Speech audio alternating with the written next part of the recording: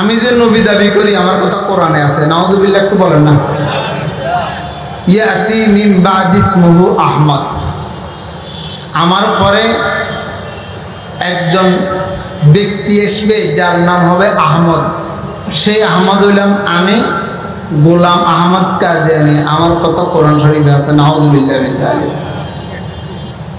এটা আমাদেরকে মহাদারে বলছে। তা আমার গল্প মনে পড়ছে কথা। একদিন সকালবেলায় এক বুড়ায় কোরআন শরীফ পড়তে আসে, সাধারণ। তার বাড়ি এসে কাদরা, কাদরা কাদরা কাদরা একটা গ্রামের নাম আছে। তাতে কোরআন শরীফ পড়তে আসে, ওয়ালাকাদ রাআহু বিল উফুকিল মুবিন। আতে কোরআন শরীফ পড়ে খুব খুশি হয়ে গেছে। খুশিতে তার ঘরের লোকজনকে ডাকা আরম্ভ করছে। কয় রে সবাই এদিকে, সবাই এদিকে, সবাই এদিকে। কি কয়? আল্লাহ পাক কখন আমাদের নবীর উপরে কোরআন নাজিল করছে? আমগো কাদরা গ্রামের কত কোরআন শরীফে আছে, একটু আসেন না। আমগো কাদরা গ্রামের কত আছে। শুধু তাই নয়, আমগো কাদরা গ্রামের কথা আছে, নোয়াখালী যে উফুকুল ট্রেন আছে, উফুকুল ট্রেনের কত আছে। সাথে সাথে উফুকুল ট্রেন হইতে মোবিল লাগে, মোবিলের কত কোরআন শরীফে আছে। সবাই তাড়াতাড়ি করে এসছে। আশিকয় কথা কয়ে যে ওয়ালাকাদ রাআহু বিল উফুকিল মুবিন। ওয়ালাকাদ রা মানে কাদরা গ্রাম, বিল উফুকিল মানে উফুকুল ট্রেন, আল মুবিন মানে উফুকুল ট্রেন হইতে মোবিল চলে। এ কথা আল্লাহ কোরআনে আছে, নাউযুবিল্লাহ বলেন না। এই ব্যক্তির এ হাস্যকর কথা যেরূপ, এর চেয়ে কোটি গুণ হাস্যকর কথা গোলাম আহমদ কাদিয়ানীর দাবি যে আমার কথা ইয়াতি মিন বাদি ইসমুহু আহমদ কোরআন শরীফে আছে। কথা বলেন ঠিক না বেঠিক? দলিল ভিত্তিক কথা সকালবেলা থেকে শুরু হয়েছে, সামনেও চলবে। আল্লাহ শুকর। সাতার ভাই একটা বাজার, পশ্চিম পাড়া একটা গ্রাম, এখানে অত বড় একটা সম্মেলনের আয়োজন। এটা কোনো ছাট্টিখানি কথা নয়। গ্রামে গঞ্জে অত বড় সম্মেলন এই বিষয়ের উপরে। জানি না অত্র এলাকায় কোনো কাদিয়ানী আছে কিনা। রমজানের মাস 6 পূর্বে মধুপুরের পীর সাহেব ফেনী জেলাতে আসছে। আসার পরে ফেনী জেলার যত মুহতামিমিন হজরত আছে সবাইকে দেখলো। হজরত আদিব শাহ হুজুর দামাত বরকাতুহুম মধুপুর পীর সাহেব হুজুর ছিল। ওখানে একটা কমিটি গঠন করছে। ফেনী জেলার সভাপতি হইল ওলামাদার মাদ্রাসার মুহাদ্দিস মাওলানা শিববির আহমদ সাহেব, চিনেন আপনারা, চমনির বাড়ি। আর সেক্রেটারি বানাইলো আমি অদমকে, ফেনী জেলার খতমে নবুয়ত আন্দোলনের।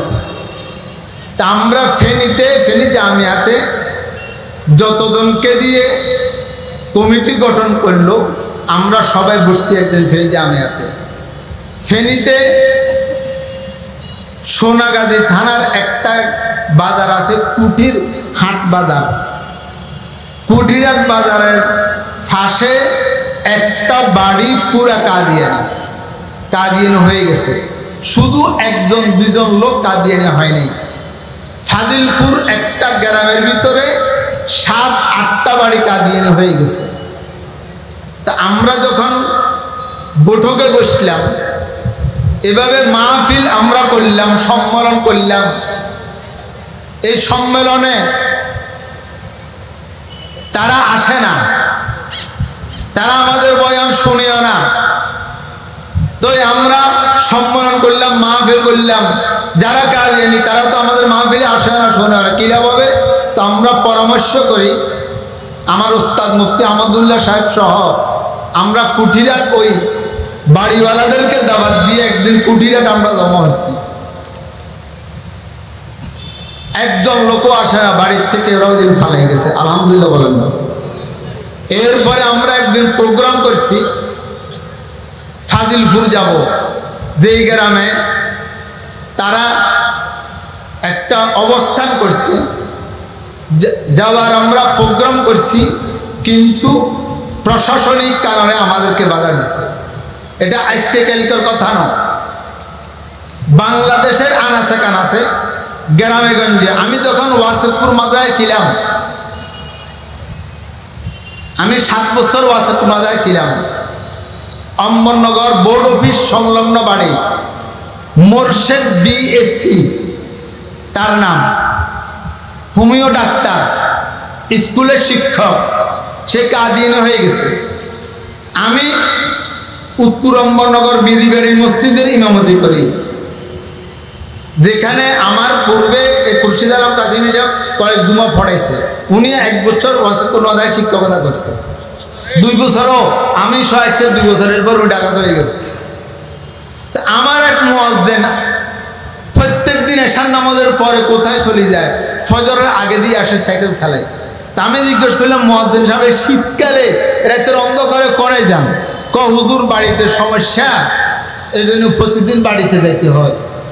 তাদের বাড়িতে যেহেতু যাইতে হয়, ফজরের আজান দেওয়ার জন্য আপনি কষ্ট করি আসিয়েন না, আমি আজান দিয়ে দিব, নামাজ পড়াই দিব, তার উপরে রহম হইল আমার। এই কথাটা শুনে না, প্রত্যেক দিন আবার চলে আসে।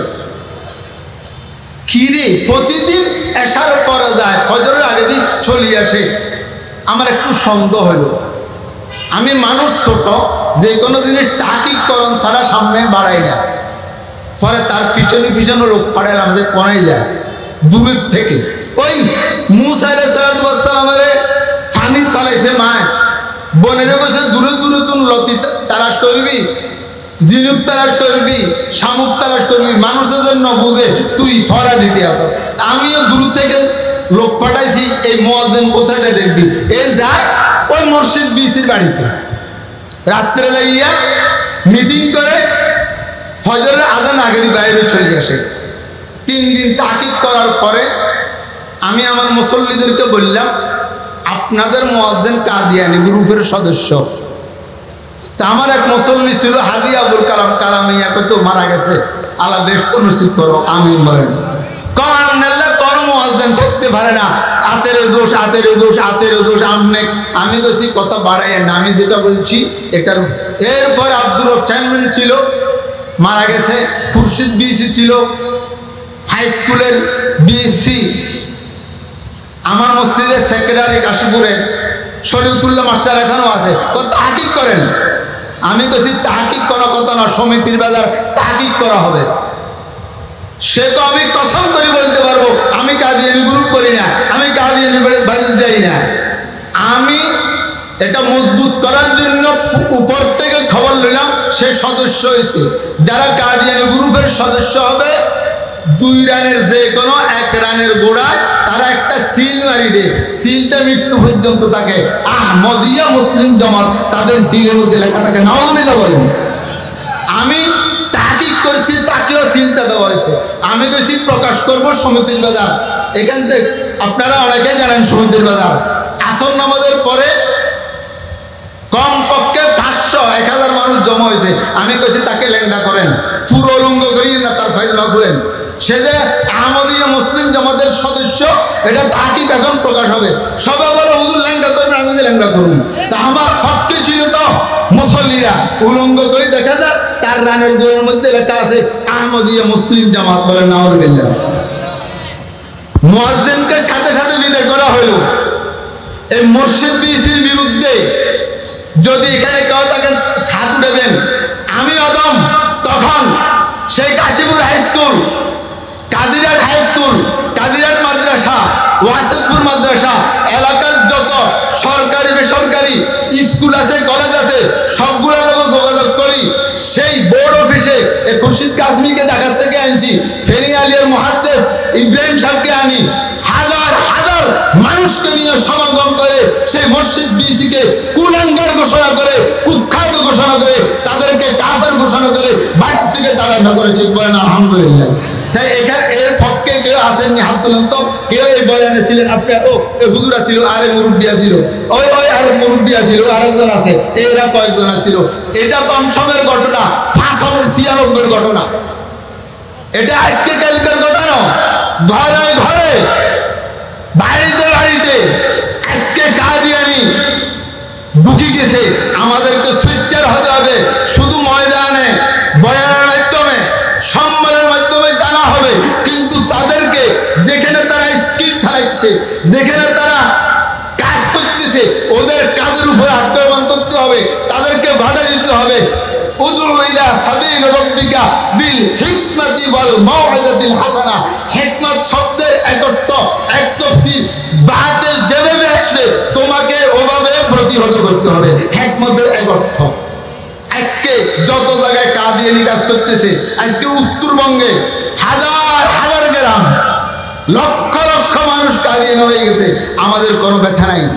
হযরত হুসাইন আহমদ মাদানী নব্বরাল্লাহু মারকাদাহু বলেছে, अगर तेरे नारा खत्म नबूवत के बारे में ना लगे तो गलियों की कुत्ते तुमसे अफजल है।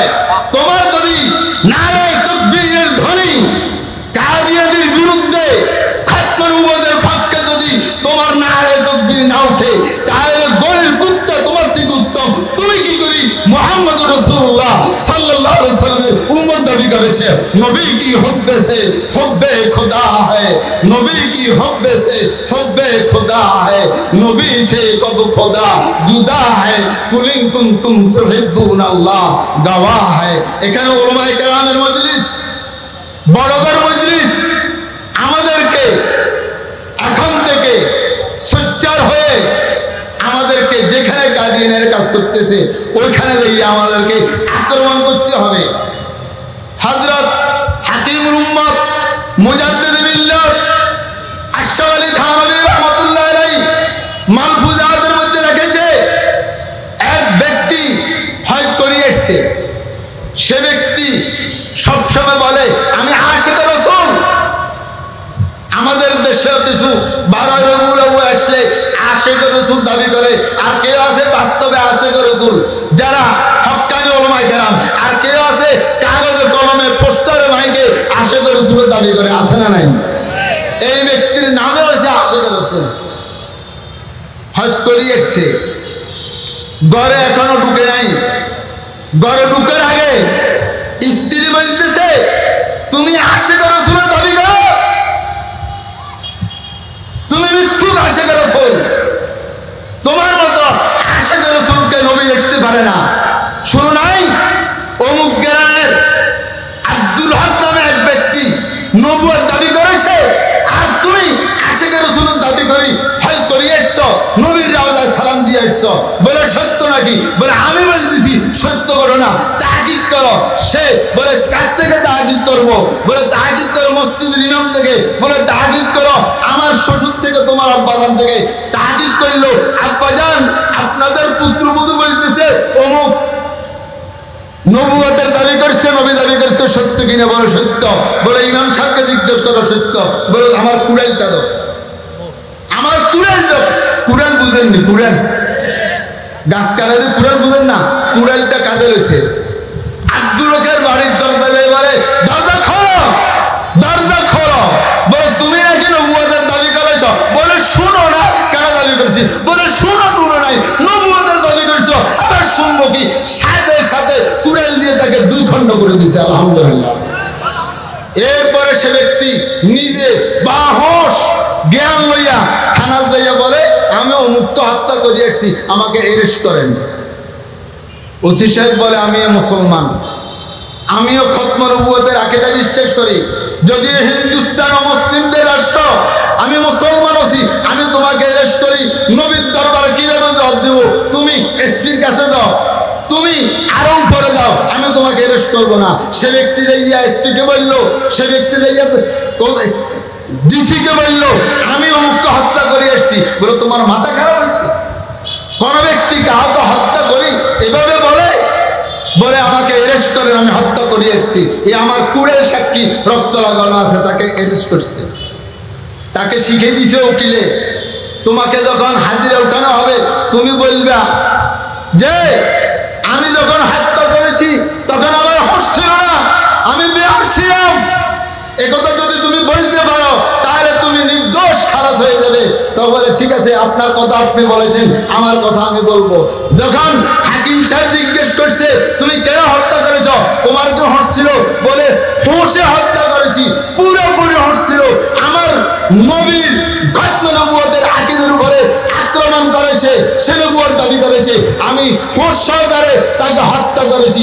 তখন হাকিম সাহেব বলে নবীর আখিরুল জামানের উম্মত এভাবে হইতে পারে, একজন ব্যক্তি খতমে নবুয়তের উপরে আক্রমণ করেছে, নবী দাবি করেছে, আর তাকে হত্যা করি হুঁশ সহকারে আসি, নিজে নিজে এসেছে, আর সেই ব্যক্তি আজকে এখানে আদালতে দাঁড়িয়ে বলতেছে আমি হুঁশ সহকারে হত্যা করেছি।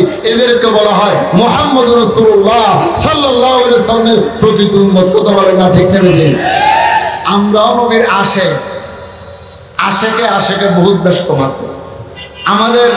আমরা যখন ওয়াসিদপুর মাদায় ছিলাম, মানিক মিয়া এগুনিয়তে জুমাবার শুক্রবার আমি ওয়াসিদপুর থেকে আমি অদমের চেষ্টায় গাড়ি রিজার্ভ করে গেছি, কে জানে আর কেউ এখানে আসেননি।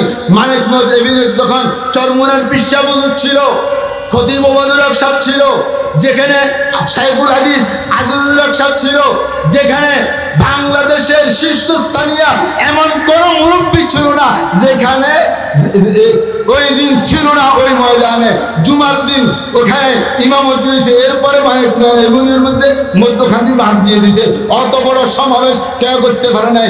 সেইখানে ইমামতি করছিল সেই খতিব ওবায়দুল হক সাহেব, ওই দিন বাইতুল মুকাররমে ইমামতি না করে ওইখানে ইমামতি করেছে, সবাইকে ওয়াদা নিয়েছে যদি আমরা খতমে নবুয়তের পক্ষে আমরা যদি নারায়ে তাকবীরের স্লোগান দিতে হয়, আমাদেরকে যদি মাঠে মাঠে নামতে হয়, সবাই জোশের সাথে হাত উঠাইয়া এভাবে নাচিয়ে বলছে আমরা সবার রাজি আছি।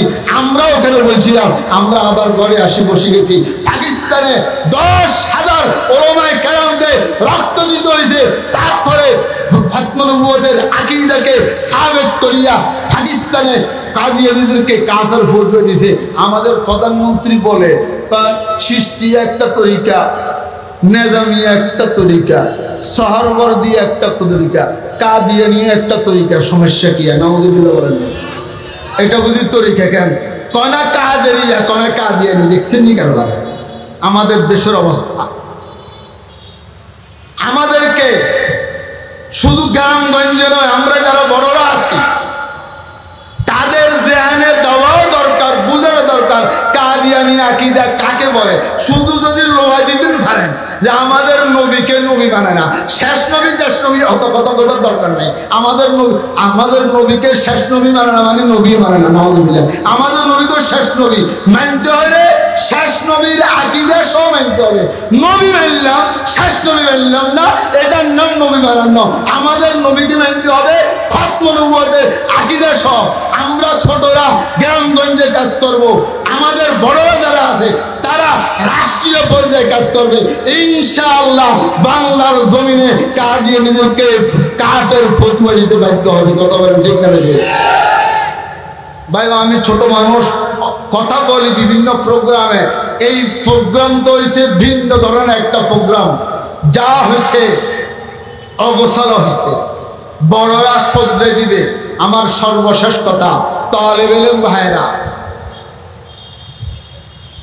সব মাদ্রাসায় খতমে নবুয়তের আকীদার উপরে কোনো না কোনো উস্তাদ কথা বলে, এটার উপরে পড়ালেখাও করতে হবে, জানতে হবে শুধু আল্লাহ নবীর শেষ নবী, এটাও একটা আকীদা।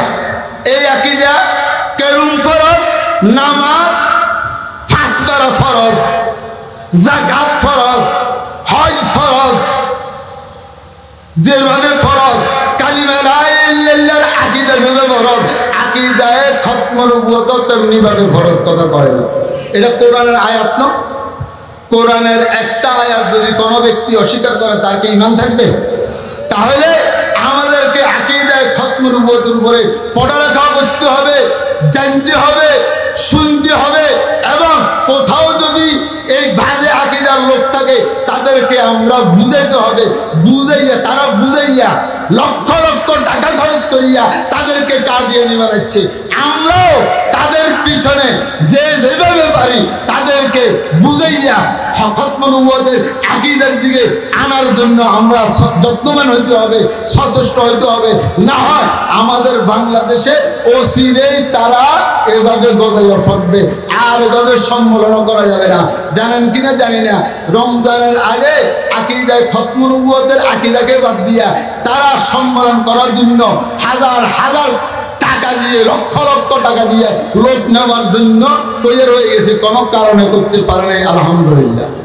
তবে আজ না কাল, কাল না পরশু, একদিন না একদিন করবেই করবে।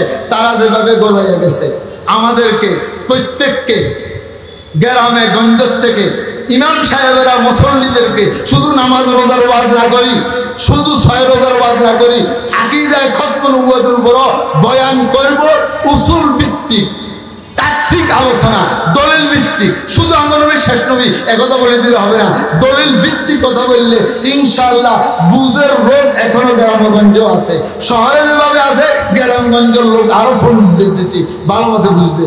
আল্লাহ অদম যে কথাগুলো বলেছে, আল্লাহ আমাদের সবাইকে কথাগুলো বুঝার তৌফিক দান করো। আমি এখানে সম্মেলন করার পরে 3 দিন আমার নামে ওয়ারেন্ট দাঁড়িয়েছে, আমি 3 দিন গোপনেও ছিলাম। 3 দিন পর্যন্ত গোপনে থাকা সুন্নত ছিল, 3 দিন গোপনে ছিলাম, তারপর বাইরে এসেছি। এরকম যদি আমাদের ব্যাপারে হয়, আমরা করতে রাজি আছি না ইনশাআল্লাহ? সে কে কে রাজি আছেন হাত তুলে দেখান তো ইনশাআল্লাহ। ওয়া মা আলাইনা ইল্লাল বালাগ। আসসালামু আলাইকুম ওয়া রাহমাতুল্লাহ।